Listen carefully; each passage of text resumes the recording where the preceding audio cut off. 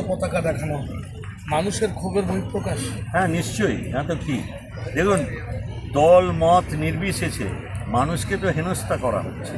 আপনি এরকম শুনেছেন লজিক্যাল ডিসক্রিপেন্সি?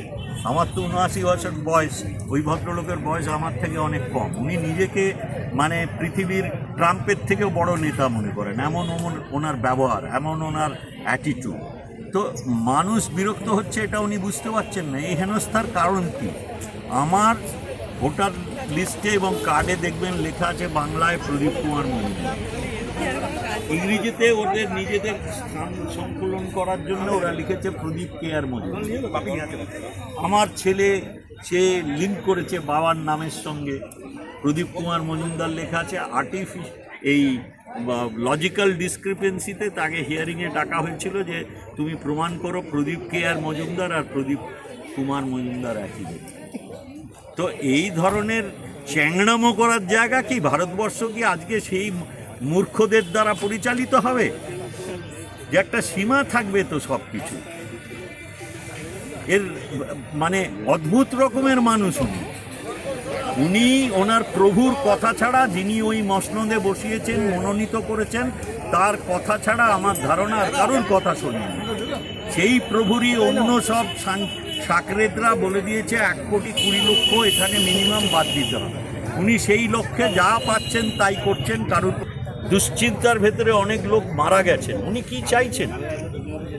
উনি কি ভাবছেন উনি ট্রাম্পের থেকেও বড় নেতা হয়ে গেছেন? তাহলে কিছু এমন কথা রয়ে গেল যা তিনি বলতে পারলেন। আশঙ্কা তো হয়ই, আশঙ্কা তো মানে যদি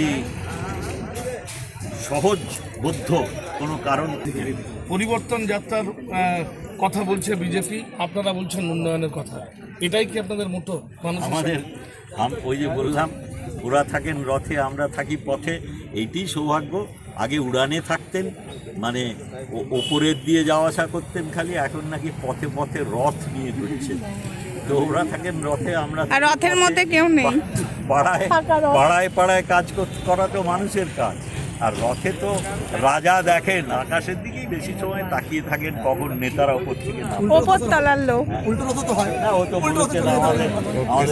উল্টো রথ যাবে ভোটের রেজাল্টের পর। উল্টো রথ যাবে ভোটের রেজাল্টের পর।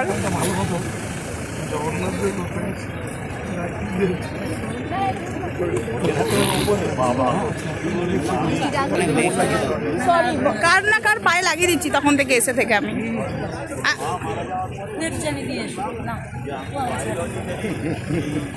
কার না কার পায়ে লাগিয়ে দিচ্ছি, ফটো তুলে দিয়েছি। এবার জয় বাংলা হবে। ভালো করে তুললে